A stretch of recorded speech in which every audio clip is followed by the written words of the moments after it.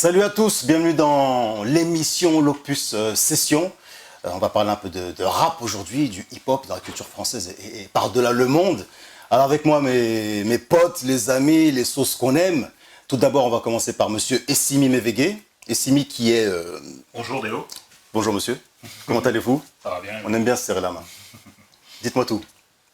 C'est moi. Oui, votre statut, votre profession, Je suis qui journaliste êtes-vous? producteur pour une chaîne de télé qui s'appelle UBiz News TV. Et en même temps, je suis journaliste chroniqueur pour la chaîne le Canal Plus Afrique, diffusée sur le continent dans l'émission cinéma Ciné le Mag. Très bonne Voilà. émission d'ailleurs. Qui parle de l'actualité du cinéma et des séries et des sorties de films dans les salles sur le continent africain. Voilà, de toute façon, on mettra les petits liens, les regarder, c'est super. Et de l'autre bout de la galaxie, là-bas, un vieux pote, mais on se retrouve, on parle d'amour, de méandre et tout. Monsieur KOH, monsieur Kondo, qui est là avec nous. Comment allez-vous, monsieur? Eh ben écoute, c'est toujours un plaisir d'être là, hein, ça me fait plaisir. C'est un plaisir partagé, n'est-ce pas? Alors, qui êtes-vous et pourquoi et comment? Alors qui je suis, faudra que tu me dises, hein, parce que tu sauras peut-être un peu plus que moi-même. Tous les jours, je me réveille, je me pose la question, j'arrive pas à trouver la réponse. Moi, c'est Kondo, en tout cas, pour ceux qui me connaissent dans le rap, je suis un rappeur, j'exerce déjà depuis 25 ans derrière le mic. 2 décennies faciles. Et ouais, facile. Et puis voilà. Et puis pas mal de choses. Je suis un slasher, je suis rappeur, producteur, auteur, Tout à compositeur, fait. pédagogue, teacher, exactement. MC. C'est un couteau suisse du rap, il fait beaucoup de choses, beaucoup de talents, beaucoup d'options. Donc voilà, si vous voulez le contacter ou quoi que ce soit, on mettra les contacts, je ne sais pas, mais il est opérationnel. Les amis, aujourd'hui, on va discuter un peu du rap d'avant contre le rap de maintenant. Voilà, tout ce qui était old school et le rap actuel.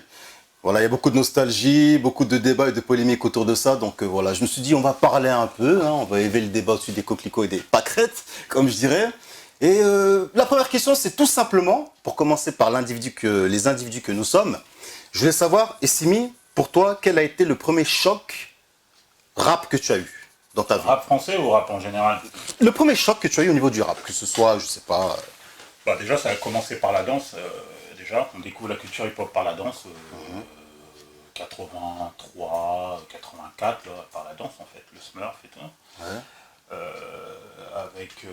Moi, c'est surtout les Rock Steady Crew en fait. C'est là que je découvre la culture hip-hop. Après, il y aura l'émission de Sydney. C'était une vague. 83, c'est une vague en fait.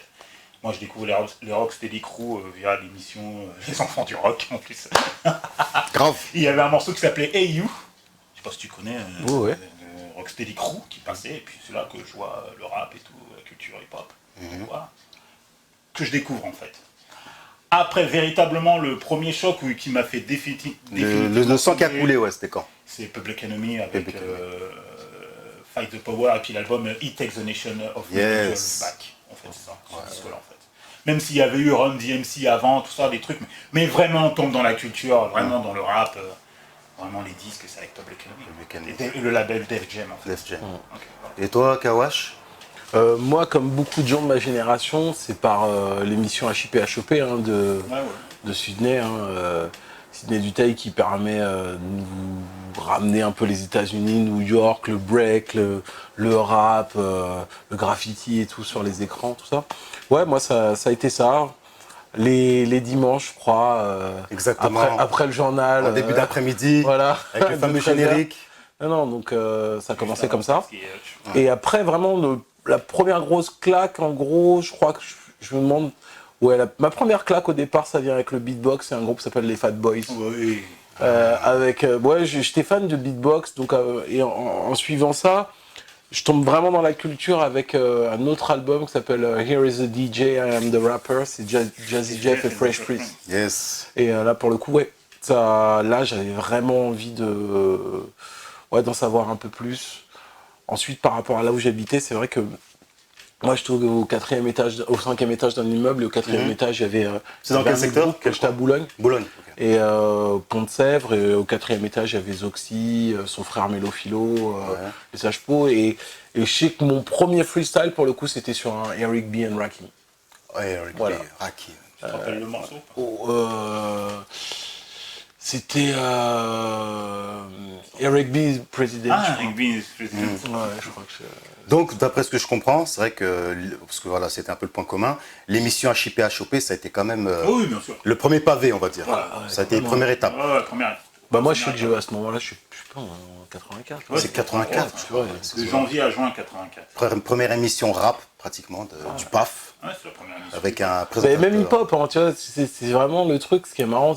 Souvent, on veut dire hip-hop, mais on dit rap. Souvent, on dit rap, mais on veut dire... Alors, c'est quoi en fait la différence? Bah, Hip-hop, c'est plus large, et le rap, c'est fait la partie du... culture. Ouais, hip-hop, c'est culturel. Il y a 3 entités. Il y a dans la culture. Oh, plus que ça. Dans le... Non, mais je veux dire que Oui. d'abord, tu commences par ce qui a démarré, déjà le DJ. Ouais, le DJ, non mais... Le graffiti, la danse. Parce que d'abord, c'est le couple DJ-danseur. Ouais, mais quand je dis le rap, je l'associe au DJ. Ouais, mais non, musique. non, c'est pas pareil. Après, Le rap, c'est ce que tu fais avec ta voix. Polémique, on avait dit, hein. Polémique. Ouais, mais Polémique.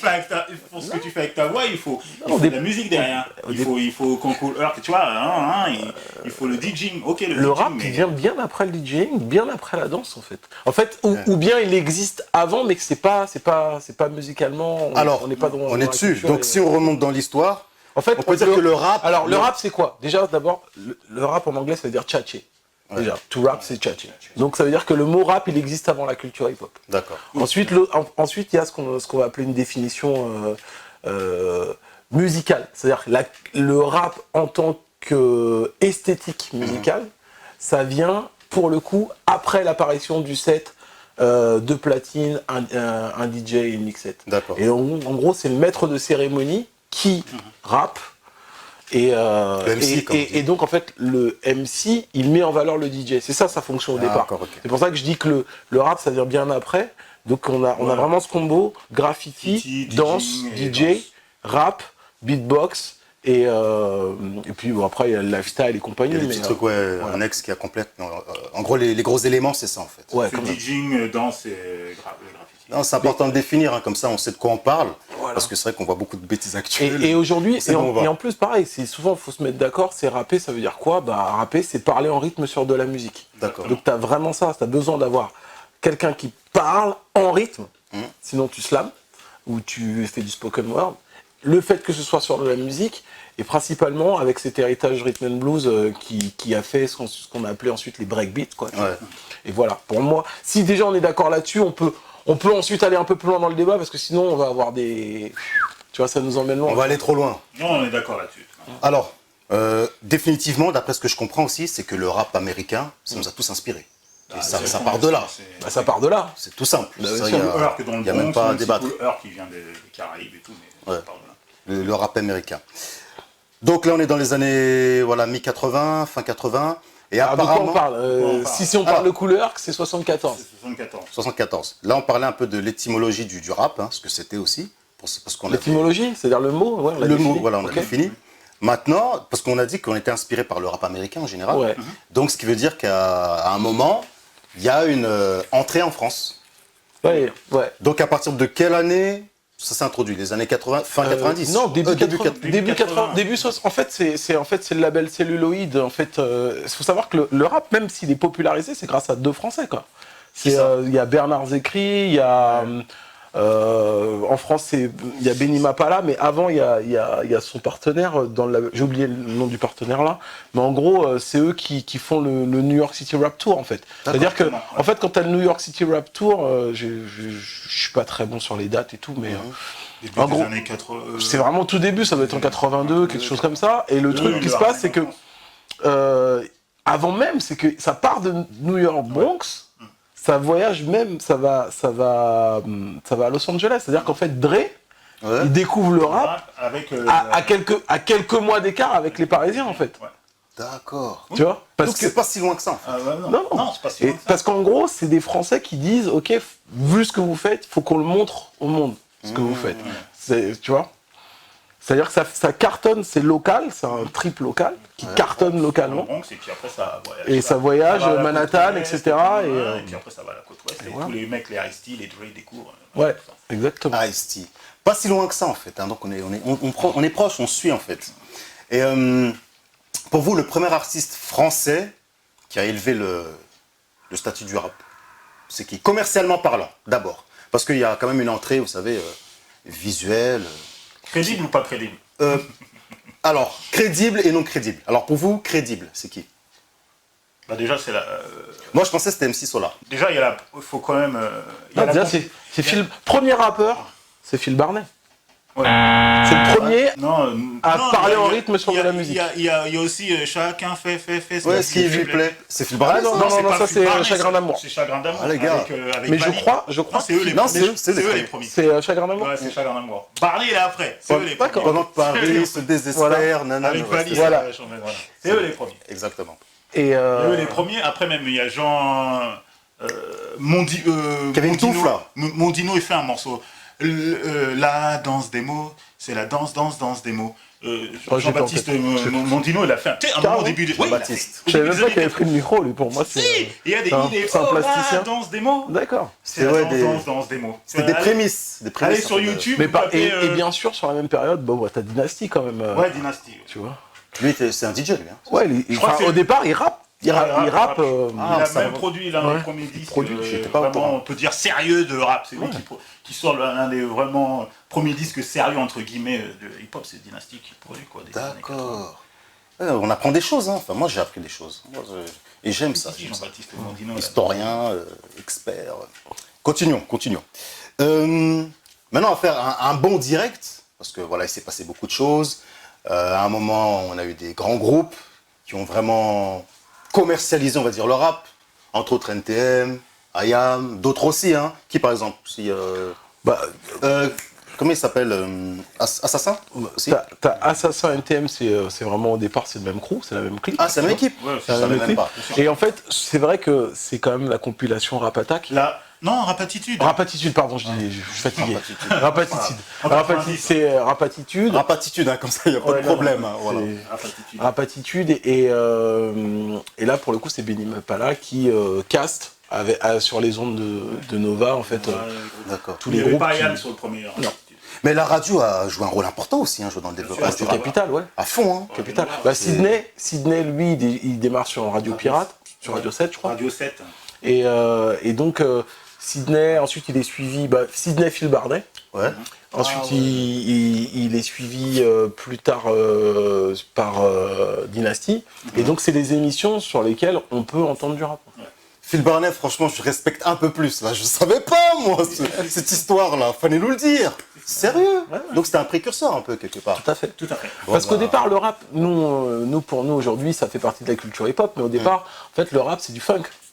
Oui, C'est-à-dire que moi, Phil je me Barnet, rappelle c'est quand j'avais demandé à Dynasty un peu qu'est-ce qui fait qu'il avait kiffé le rap, il me dit, moi, à la base, il m'expliquait que lui, il était à San Francisco et il était plutôt de la culture rock. Et quand il a entendu des gens qui rappent sur de la musique, pour lui, c'était du funk.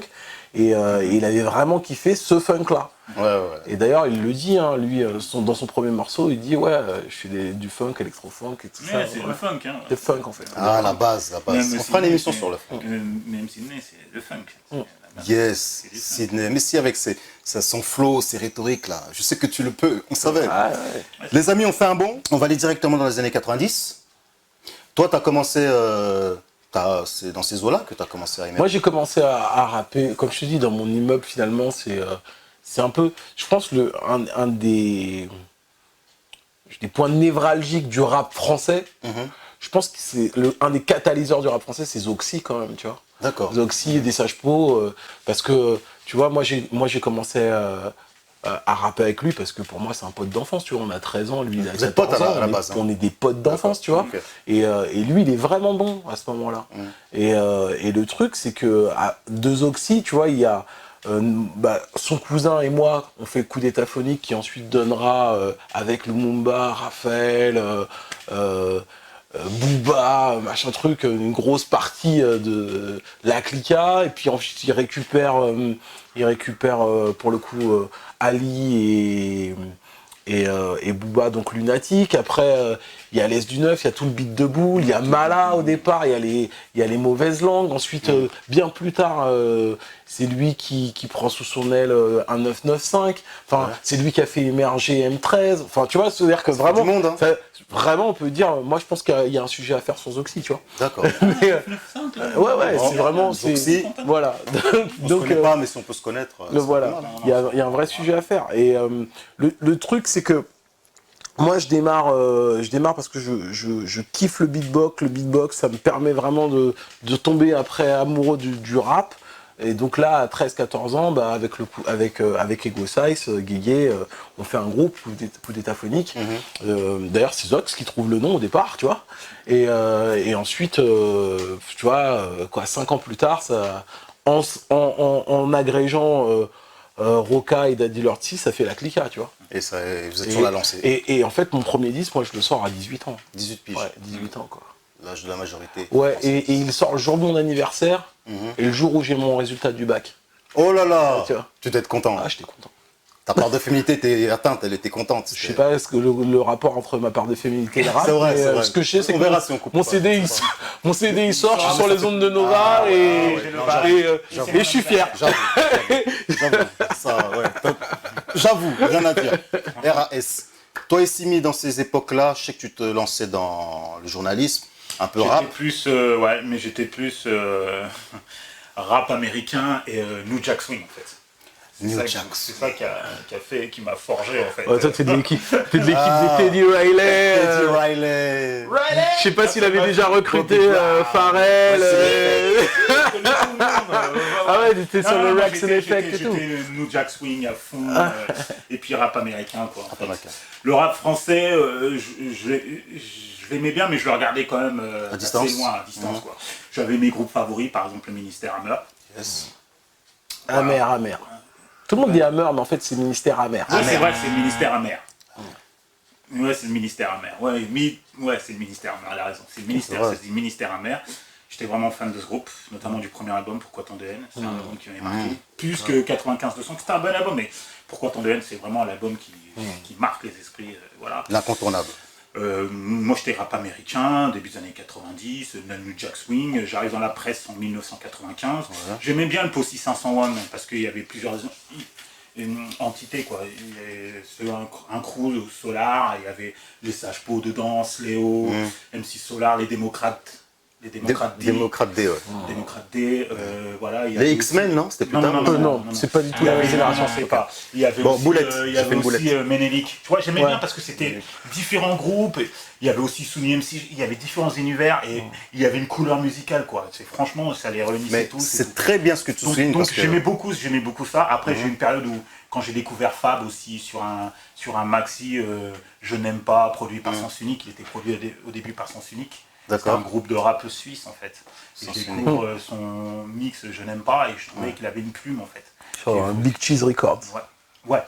Et donc il avait une plume incroyable. Je découvre donc Fab, je crois que je découvre avant son premier album, je crois qu'il sort son premier maxi, je crois 93 ou 94, Je n'aime pas. On va chercher. Donc voilà, je le découvre là. Donc j'avais. Ça vous parle NAP? Oui. Pareil, c'est une autre génération, c'est plus tard. New African Poets de Strasbourg, c'est plus tard. Okay. Il y avait donc je découvre NTM, j'aimais bien le premier album aussi. Donc voilà, Solar, le premier, le deuxième album. Donc voilà, donc il y avait quelques groupes de rap français que je suivais, mais j'étais pas à fond. T'étais plus carré quoi. Moi j'étais vraiment. East Coast, West Coast. Non, moi j'avais pas de préférence. À partir du moment où je trouvais que la production était bonne, moi c'est. Dès que ça faisait un. J'étais vraiment, au début des années 90, j'étais vraiment dans le rap, mais j'étais vraiment dans la New Jack Swing en fait. D'accord. La New Jack Swing, comment tu pourrais caractériser ça? On va dire. C'est un mélange de. C'est un mélange de culture hip-hop, de culture hip-hop et de R&B en fait. Voilà. Le gars qui a créé ce terme New Jack Swing, c'est un journaliste qui s'appelle Barry Michael Cooper. C'est le scénariste de New Jack City en fait. D'accord. Oh. Donc, voilà, c'est New Jack City. Nino Brown. Cash Money Brother. Et là dernièrement, il a écrit quelques épisodes pour Nola Darling, la saison 2 de Spike Lee. Il a écrit quelques épisodes. Donc voilà. C'est lui le journaliste en parlant la date c'est 87 et le premier album c'est Making Last Forever de Keith Sweat. C'est en écrivant sur Making Last Forever de Keith Sweat avec I Want Her, que le Barry Michael Cooper, voilà ce que ce producteur Teddy Riley fait, il utilise, ça s'appelle de la New Jack Swing, mélange de hip-hop et de R&B. On acte ça 87, et après tu auras Bichour qui arrive derrière, Magician avec Break, Janet Jackson qui est là et tout. Voilà les premiers albums de Big Roll de Bobby Brown. Voilà les premiers albums de New Jack Swing 87-88. J'ai mis ma culotte. Et la vague part en ce moment-là. Et toi, t'étais un. Moi, j'étais pas du tout New Jack. Mais tout ce qu'il vient de dire, c'est que des mots de tête. D'accord, ok. Mais moi, je roule par terre quand j'ai pas de Tu vois, c'est bien plus tard que j'ai pu encore apprécier, et encore c'était en club, mais vraiment, moi, à cette époque-là, j'étais à fond, quoi. Moi, j'étais vraiment dans le rap de. Comme Sydney. Du suite à capuche avec des Timbaland, quoi. Comme Sydney, comme tu l'as dit, Sydney, Phil Barney Benny quelqu'un, là et Dynasty. J'avais une culture funk, moi. Après, le funk se meurt à la fin des années 80. Ouais, c'était un peu n'importe quoi. Parce qu'avec les synthés, ça devient le son, les albums, ils sont. Tu vois, les groupes comme Twin and Fire, s'écroulent. Exact. Tu vois, ils arrivent. Les Temptations, même. Toumé et compagnie, tous les trucs de funk, là. Caméo, t'as vu, les mecs qui disparaissent, alors que SOS Band, tout ça, ils disparaissent parce qu'il y a un nouveau son qui arrive. Exact. C'est Teddy Riley qui. Et c'est la New Après, il y a Jack. la New Jack Swing, et t'as quelques producteurs de funk qui vont s'adapter. LRA des Babyface, tu vois, ils font de la New Jack Swing. Jimmy Jam et Terry Lewis, tu vois, ils radaptent leur son. Même Zapp and Roger, un peu. Non, mais ils dégagent tous, hein, Gap Band et tout, en compagnie, ça dégage. Parce que Teddy Riley, il amène un nouveau son, il s'adapte pas à ce son-là, quelques producteurs de funk vont y arriver, les Babyface, Jimmy Jam et Terry Lewis, eux, ils arrivent. T'as une nouvelle génération qui va arriver, les Dallas Austin et tout ça, ils arrivent fin des années 80, et le truc, il explose. Donc, voilà pour l'historique. Moi, j'étais dans cette culture-là, en fait. Moi aussi. Mis à part que Public Enemy m'a marqué, il y avait des groupes de rap qui me marquaient, NWA, tout ça. Mais à cette époque-là, j'étais vraiment dans la New Jack Swing. Pourquoi ils t'ont marqué, ces gens-là un peu rebelles? De quoi? C'était un peu leur message. Quoi, Public Enemy, tout ça? Ouais.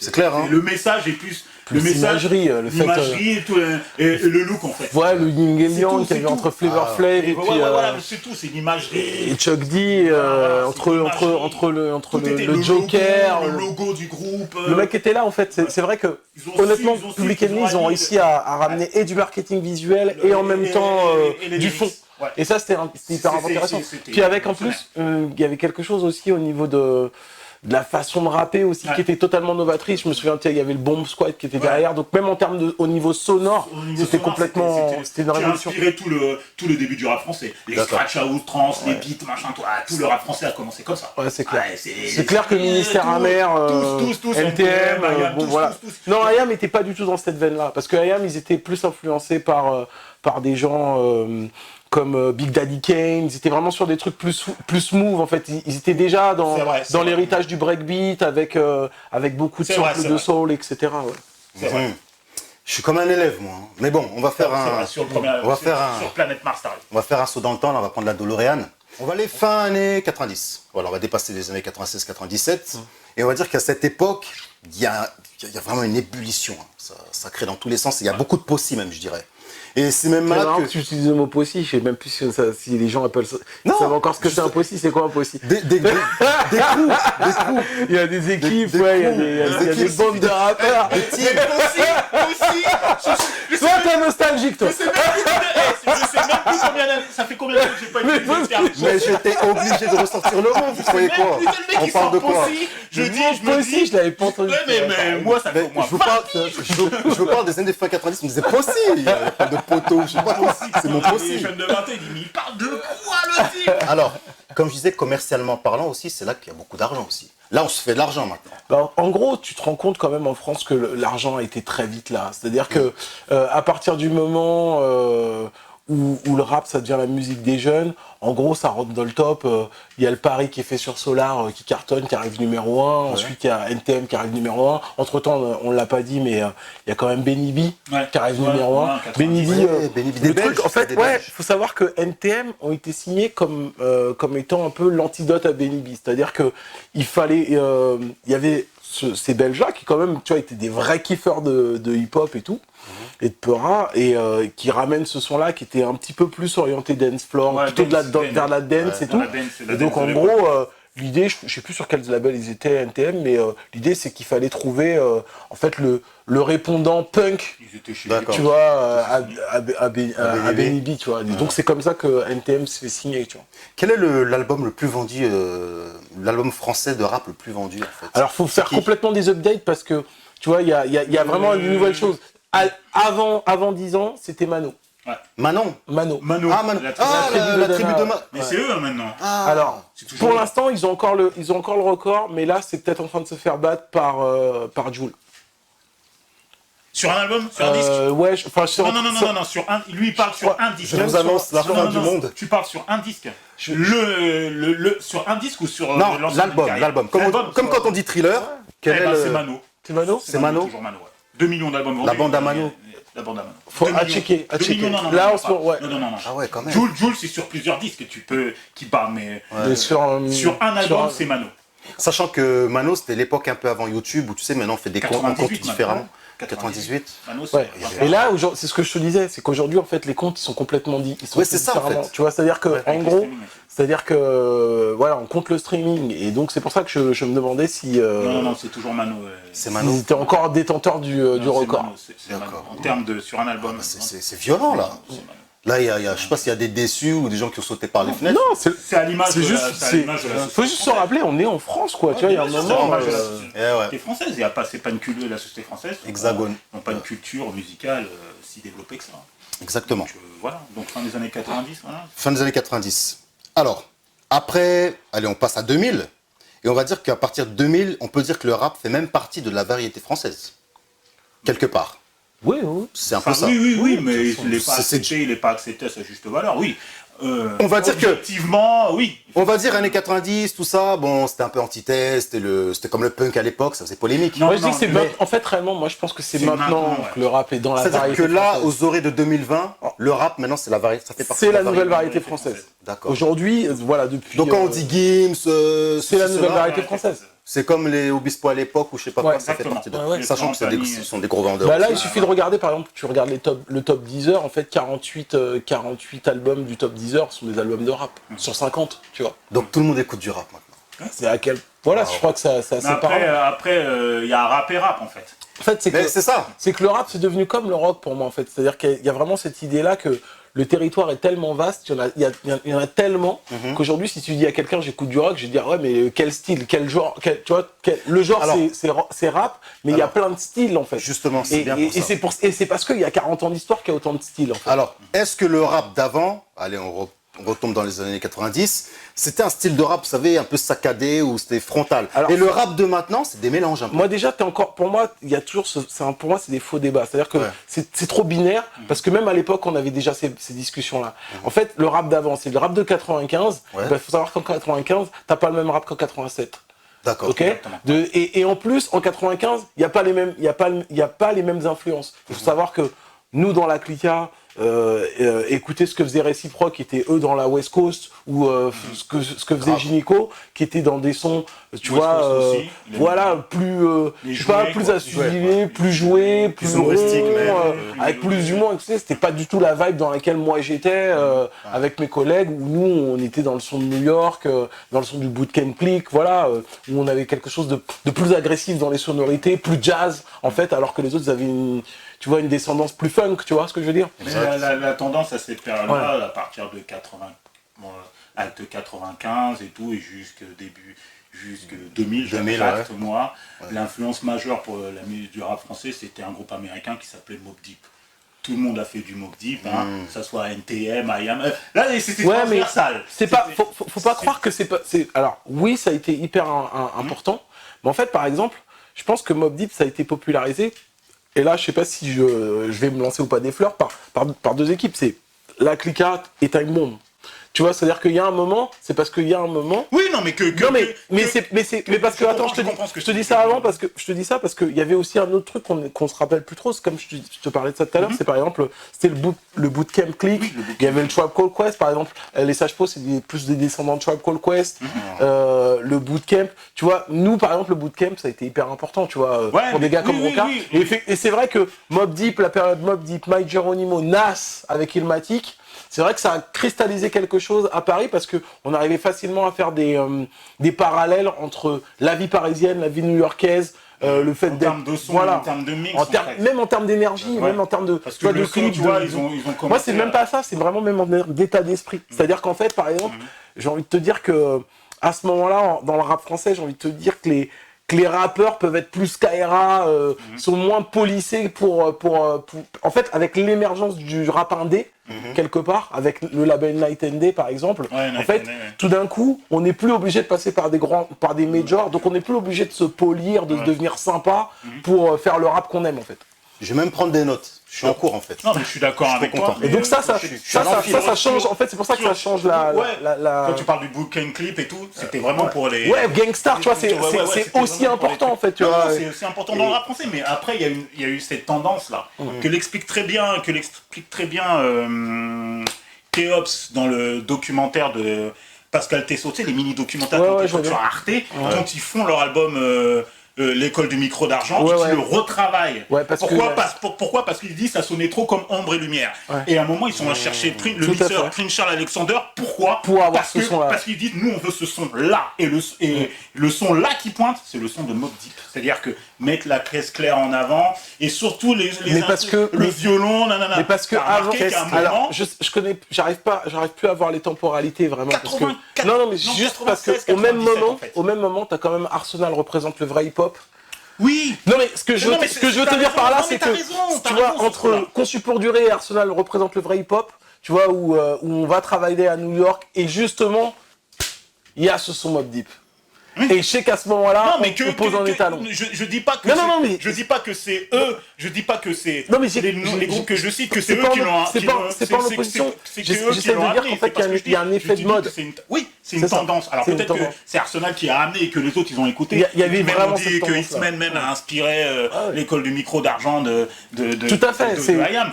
Mais quand tu vois les IAM, ils prennent Prince Charles Alexander, un mec qui a bossé avec Puffy sur l'album de Mara J. Blige, qui a même remixé pour les Rita Mitsuko dans les années 80, ils vont chercher Prince Charles Alexander pour avoir le son Mobb Deep. Et face à eux, Tucker Kiano avec l'équipe de NTM qui vont aussi chercher le son Mobb Deep. Et tout le monde fait du Mobb Deep. Première classe, première compilation, Mobb Deep. Mobb Deep. Et dire que j'allais faire un débat avec 6 personnes. Franchement. Mobb Deep. Et c'était la tendance. Mais encore que là, tu vois, on est en train juste de faire un calibrage parce que finalement ta question c'est rap d'avant, est-ce que c'est mieux que le rap de maintenant? Moi je peux pas t'expliquer, je peux juste te dire que en fait, tu vois, ce débat-là, il était déjà là avant. Et je pense qu'il sera toujours là en fait. C'est-à-dire que dans chaque style, dans chaque genre musical, t'as toujours ce truc, c'est bon voilà, est-ce qu'on est dans la continuité, est-ce qu'on fait différent, comment on se démarque, et ça c'était déjà, je veux dire en 94, moi j'avais déjà cette question-là. Pour moi, je t'avoue, quand je suis en 94 et que j'écoutais NTM, moi j'étais déjà pro IAM et je me dis en fait ça va pas rapper les gars, parce que comme je suis né avec MTV Rap, tu vois, je me dis en fait c'est pas comme ça que j'entends le rap à ce moment-là. Donc tu vois, je trouve qu'il n'y a pas le swing, je trouve qu'il y a un manque de groove. Les textes par contre sont vraiment bien, mais tu vois, ça manque. Voilà, aujourd'hui c'est mortel parce que le temps a fait que le temps leur a donné raison, parce que dans le fond, c'est-à-dire dans leur analyse, dans la grille de lecture de l'époque et tout, ils étaient au top. Mais par contre, c'est vrai que dans la forme, franchement, pour moi, c'était c'est une autre époque. Et c'est drôle parce que donc ce que nous on se dit, moi je me rappelle des débats que j'avais avec Hill à la fac parce que avec Ilji des X-Men, on parlait justement de la vision qu'on avait nous dans la Clica, lui dans Time Bomb, et on se rendait compte que en fait tout ce qui a été avant, pour nous ça nous paraissait trop loin. Et c'est drôle qu'aujourd'hui, tu vois, en 2020 bientôt là. Que les gamins, quand ils écoutent le son que moi je peux faire, etc., ça leur paraît à des kilomètres. Alors le rap dans 30-40 ans, ça va être quoi là? Il y aura du rap ou ça sera plus vraiment du rap? Non, mais c'est ce qui va se passer. Il y a peut-être un jeune producteur qui va fixer une tendance. Puis ça se trouve, comme la tendance actuelle, c'est de chanter, tu vois, c'est avec autotune. Il y a quand même un retour aux bases en fait. Ça a tué les chanteurs de R&B qui se faisaient connaître avec des featuring des rappeurs. Maintenant, comme tous les rappeurs chantent avec autotune, donc ils n'ont plus besoin de chanteurs. Ouais, donc ils vont tu vois, en fait, sur ce qu'on est en train d'observer, c'est surtout que les rappeurs vont sans doute devenir de meilleurs chanteurs. Tu vois ce que je veux dire? Et donc finalement, en fait, c'est juste qu'on on réinvente Fusion. l'eau. On réinvente l'eau chaude, tu vois ce que je veux dire? C'est-à-dire que. Et puis après, il va y avoir des contre-réactions, tu vois. Donc, il y a aussi. C'est aussi ça, ce qui est intéressant, c'est que le rap, tu vois.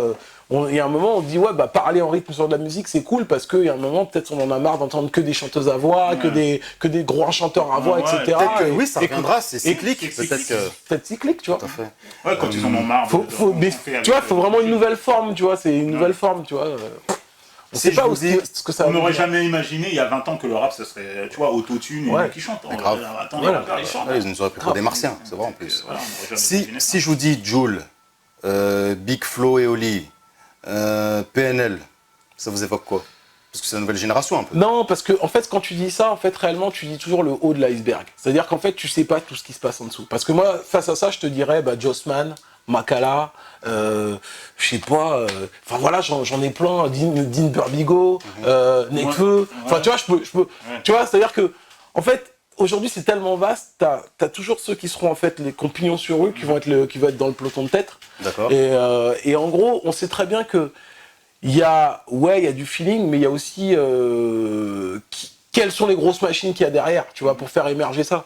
Donc c'est sûr que, par exemple, un type comme Jul, c'est un mec qui fait son truc avec son feeling à lui, tu vois. Moi, c'est pas ce que je préfère, mais par contre, je reconnais Moi le non fait plus, hein. d'être Mais bon. dans son originalité et dans sa démarche de faire les trucs. Je pense que il fait son truc de la même façon que moi je faisais mon truc à l'époque. C'est juste que, c'est-à-dire qu'il s'en bat les couilles, il fait son business. il fait sa zik, il prend son micro et il paiera, il kick, il chante, il s'amuse. Et après, c'est le public qui juge. Mais c'est surtout comment on met le focus sur tout ça, en fait. Mais dites-vous, moi, monsieur, là, vous êtes professeur de rap, c'est ça? Moi, je suis le premier professeur de rap, ouais. Sérieux? Enseignant en conservatoire, ouais. Alors, il faut bien préciser. Ouais, je suis au parce que conservatoire. on Je suis dans dit deux conservatoires. Je suis au conservatoire du Puteaux et au conservatoire de Cergy. Et tu enseignes le rap, en fait. j'enseigne et le rap et l'écriture de chansons. Je fais les deux. D'accord. Au départ, j'ai commencé d'abord par des cours de rap et aujourd'hui, c'est devenu plus large parce que, en étant plus exigeant dans ma façon d'enseigner, d'apprendre, je me suis rendu compte que le rap, c'est quand même un outil qui est excellent pour justement bien apprendre les bases musicales, la théorie musicale, la compréhension, l'harmonie, etc. Tu leur apprends à tes Voilà. élèves l'histoire du rap aussi ou pas? Bien sûr, bien sûr. C'est-à-dire, en fait, Des maths. moi, j'apprends pas aux élèves l'histoire du rap. C'est en fait, dans ce que je suis, il y a de la culture. C'est-à-dire que quand tu vas venir et qu'on travaille ensemble, il y a un De toute façon, moment, quand on touche, c'est bon. je vais t'expliquer, pourquoi aujourd'hui on pense le rythme de cette façon, parce que ça vient de la culture du breakbeat, et le breakbeat, ça a une histoire, et ça vient de quelque part. Mais tu vois, je pense que de toute façon, moi, je trouve les grands enseignements, tu vois, un peu verticaux, ça me casse les pieds, donc c'est pas comme ça que je transmets. Et en fait, à la base, moi, je n'étais pas destiné à faire ça. À la base, ce qui m'a intéressé, c'est que j'étais tellement passionné du rap, de ma culture, de ma musique, que j'ai commencé à me renseigner de plus en plus, à en parler de plus en plus. On m'a appelé pour des conférences, des choses comme ça. Et donc, au final, moi, juste parce que je suis ultra passionné par ce que je fais, et que j'adore en parler, finalement, Et à un transmettre moment, aussi. transmettre, ça fait partie du truc, hein, Ouais. c'est parler de ce qu'on aime, transmettre. Et à un moment, j'ai commencé à échanger et j'ai structuré ma pensée, tu vois. Et donc, c'est à partir de là où je suis rentré encore dans une nouvelle approche du monde, qui est en fait l'approche pédagogique, qui revient en fait à faire ce que je voulais faire quand j'avais 13-14 ans, à savoir faire comme KRS-One, c'est-à-dire de l'edutainment, tu vois. C'est-à-dire entertainment et puis éducation. Comment tu vas aider les gens, comment à voir le monde d'autrement, parce que grâce à ce que tu fais, à savoir ta musique, tu vois. Wow, professeur. Est-ce que tu mets des punitions des fois À toi, ouais, de temps Ah ouais. en temps. Il y en a qui arrivent en retard. un peu. Ouais, Il y en a enfin, qui trichent, qui ont des pompes. Ouais, tu vois, il y en a qui... Donc, alors, non. Ce qui fait, ça aurait été improbable de penser il y a 20 piges. Bien sûr. Exactement. C'est ça, surtout. Eh ouais. C'est ça, C'était surtout. improbable. C'est ça, surtout. T'imagines le rap au bac? Le gars, il apprend personne à rapper. On lui dit, Le rap au bac. Non, mais...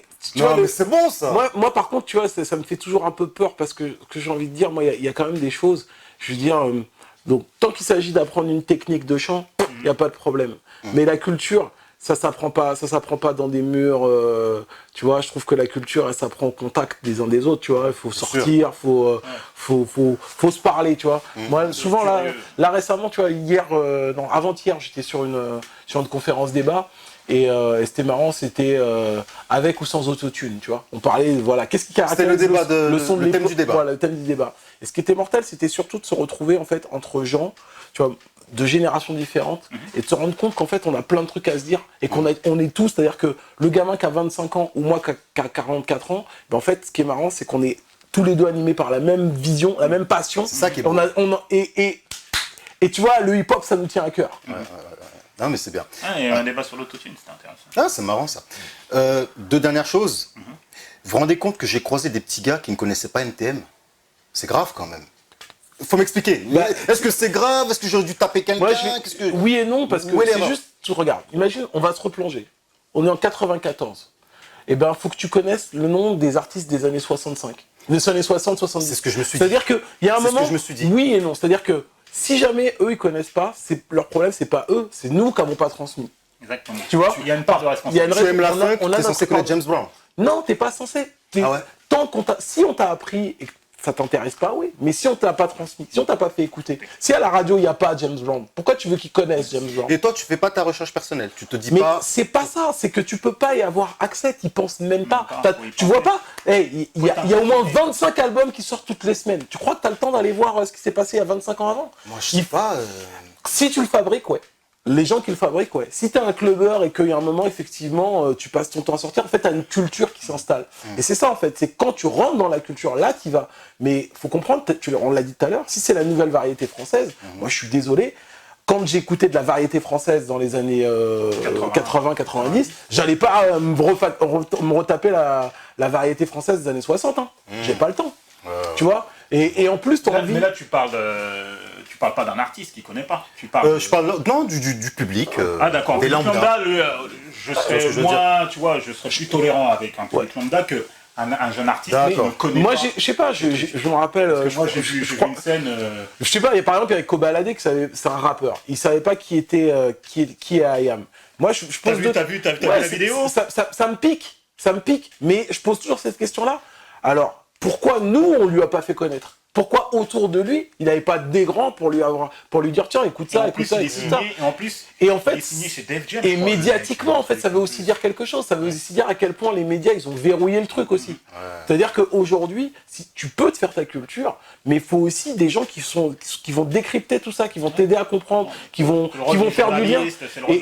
Et en même temps, faire du lien au niveau générationnel entre nous, c'est-à-dire que déjà faire du lien entre nous qui sommes quarantenaires avec des gens qui ont 20-25 ans, c'est de plus en plus difficile, tu vois. Et c'est ça. Cet artiste, je crois que c'est la vidéo que tu as vue chez les bureaux de Def Jam France, où c'est Pauline Duarte, la directrice de Def Jam, qui lui fait écouter Je danse le Mia. Dis pas les noms. Non, je rigole. Il sait pas. Donc voilà, lui, c'est un... il est né 15 ans après. Moi, c'est un peu problématique. Mais il est né 15 ans après. Je suis d'accord, c'est un peu problématique parce qu'il se fait. C'est un artiste en fait, c'est un rappeur. Donc il doit quand même avoir. Je lui demande même pas, tu vois, je lui demande même pas de citer un artiste américain. Là, c'est carrément. Dans sa culture. C'est la France, quoi. Si c'était les États-Unis, je serais plus tolérant, j'aurais moins d'indulgence. Mais là, c'est la France. C'est un classique du rap français. Intolérable. Pop, en plus, Je danse le Mia, ça a été vraiment le morceau mainstream. Qu'est-ce qu'il y a? Le mec ne sait pas, il est signé chez Def Jam. Alors quand il sait pas ça, je me dis, le gars, et c'est la question que je me pose, tous les jeunes artistes qui sont signés chez Def Jam France, est-ce qu'ils savent ce que c'est? Mais est-ce qu'ils ont besoin de le savoir? Non, c'est-à-dire, est-ce qu'ils ont besoin de le savoir maintenant? Oui, c'est bien de rentrer dans un... Mais il n'y a pas le temps. C'est comme un club de football. Tu joues au Barça, on te dit, voilà les fondations du Barça. Je suis d'accord. Moi, je suis d'accord avec ça, mais je dis juste qu'avec le nombre de sorties qu'il y a, le nombre d'artistes, le nombre de clips. Moi, je te parle des rappeurs, je te parle pas du public. Mais je te parle même de rappeurs. C'est quoi un rappeur? Un rappeur, à la base, c'est quelqu'un qui fait comme celui qu'il a vu. Ok? C'est souvent ça. Et bien aujourd'hui, avec Internet, le fait qu'on soit un peu dans nos bulles, souvent, en fait, on est dans des grandes autoroutes. Et c'est ça que ça dit de notre société, en fait. Moi, c'est ça le truc, c'est que ça nous isole aussi. C'est-à-dire que pour que ce gamin-là, il puisse connaître ça, c'est-à-dire qu'autour de lui, il a un entourage qui soit connecté à ça. Et aujourd'hui, franchement, quand t'es né dans les années 2000, je suis désolé, tu regardes même pas la télévision. Tu regardes YouTube.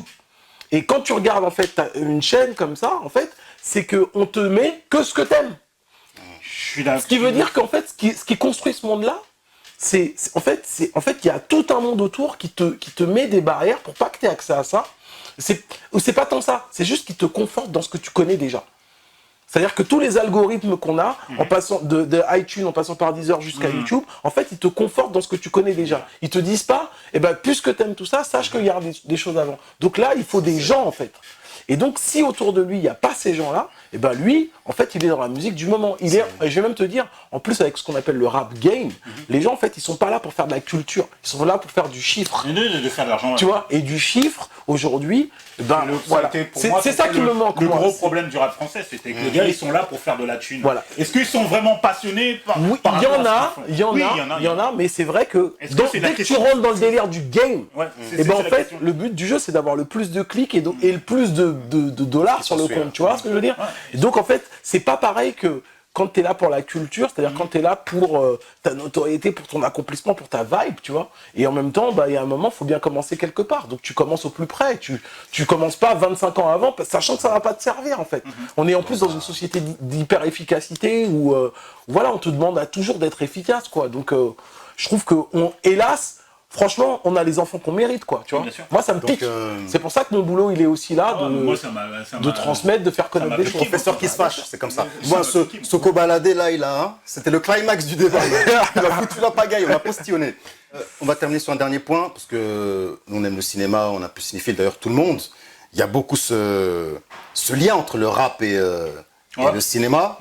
On va revenir à un individu qu'on aime bien, Spike Lee, qui a toujours mélangé le rap. Enfin, mélangé, qui a toujours souvent associé le rap avec le cinéma.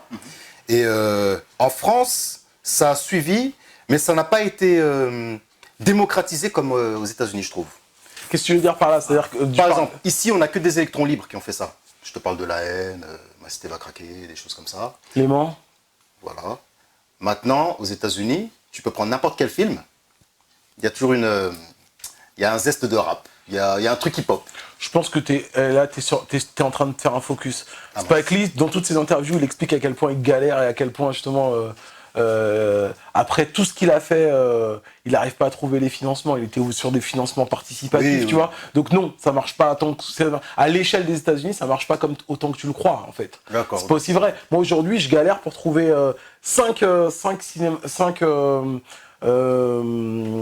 réalisateurs qui soient dans la veine de Spike Lee. En France? Même aux États-Unis, seulement 5. Il n'y en a pas. Monsieur Cinéphile.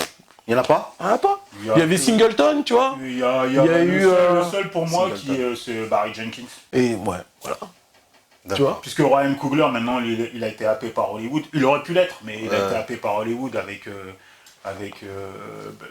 Black Panther et puis avant avec Creed, mais Creed qui n'est pas vraiment un film de blockbuster, c'est mi-blockbuster, mi-indépendant, celui qui dépoussiérise la franchise, mais avec le succès de Black Panther, elle a été happée par Hollywood. Il y a que, pour moi, pour l'instant, il n'y a que Barry Jenkins. D'accord.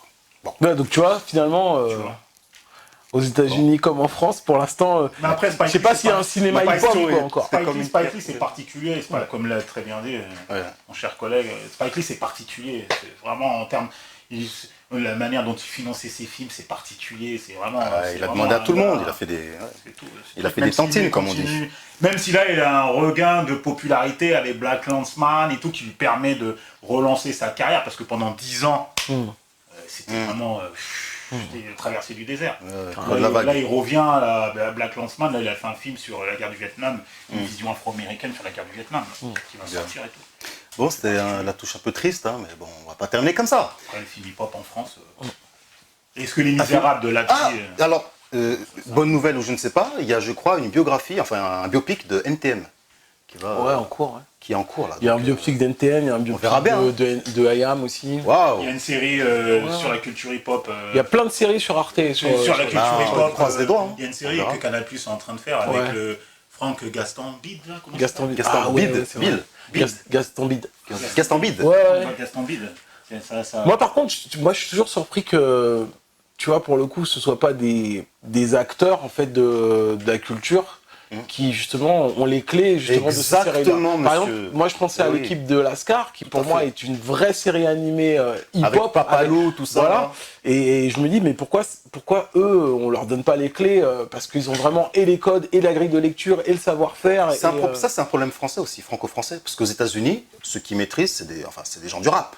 Moi, qu'on mette un réalisateur qui vient pas du rap et des acteurs qui viennent pas du rap. Pourquoi pas? Pourquoi pas? Mais au moins, à la base, dans le scénario et dans la production, on inclut des mecs, des conseillers qui disent on écrit comme ça, non, là c'est comme ça, non, là c'est truc, c'est comme ça. C'est pour ça qu'un film comme je crois qu'Eric James NWA a marché en fait. Oui. Parce que tu vois pas Ice Cube et Dr. Dre, ils sont à la base du projet, voilà, les trucs, donc ils donnent les indications. Mais à la réalisation, bon, c'est F. Guy aussi qui a fait des clips de rap, mais les acteurs, tu vois, c'est pas des rappeurs. Qu'est devenu Hype Williams? Il n'a pas réussi finalement sa reconversion. Parce que c'est pas un bon réalisateur. C'est pas un bon réalisateur. Il avait tenté le clip à l'époque.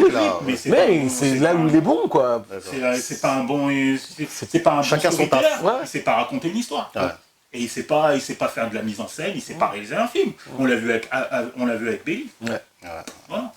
Bon, on va terminer avec Belly, parce que c'était pas un film, c'était un long clip vidéo. On a des choses à faire. Enfin bref. Voilà les amis. C'est pratiquement fini. Il reste quelques secondes, mais j'espère qu'on a pu, élever le débat. Donc allez-y, likez, parlez. Faites aussi vous aussi des débats là-dessus. Le rap d'avant, le rap de maintenant, le rap du futur. Grande question. Alors on va terminer toujours en présentant les collègues parce que c'est important. Donc Simito, on te retrouve sur Canal Plus Afrique. Plus Afrique, ceux qui vivent sur le continent, ceux qui vivent en France, désolé pour vous. Tous les samedis à 19h45, temps GMT, pour l'émission Ciné Le Mag, et YouBiz News TV, qui est sur les box en France, sur la Free, sur SFR, sur Orange, voilà. Une chaîne d'infos et de divertissement. Voilà. De toute façon, on écrira tous les liens, n'est-ce pas? Et le professeur, donc donnez votre... Alors moi, c'est Kondo déjà, et puis on se retrouve sur ma page YouTube, tout simplement. Et voilà, et puis surtout pour faire de la musique, quoi. Tu nous promets un prochain album, un concert, un truc fort là? Ouais, toujours. Je crois que si jamais tu regardes un peu sur mes réseaux, tu verras qu'il y a une vingtaine de concerts, une trentaine de concerts dans l'année. On se connaît depuis longtemps, donc je sais. Et puis, comme on a parlé de rap français et tout ça, donc un petit hommage à Philippe Zar, quelqu'un qui était dans le rap français, mix, avec son collègue Pigalle Boombas, Cassius, La Funk Mauve. Oui, qui est parti récemment, oui. Tout à fait. On pense à tous ces gens-là qui partent, parce que c'est aussi qui ont fait le... De toute façon, moi, depuis Tupac, je suis un grand monsieur, un meilleur... Très grand monsieur, très talentueux. Les amis, voilà, c'était Backstage. On se revoit pour d'autres débats avec les collègues, les comparses, je ne sais pas. Peace.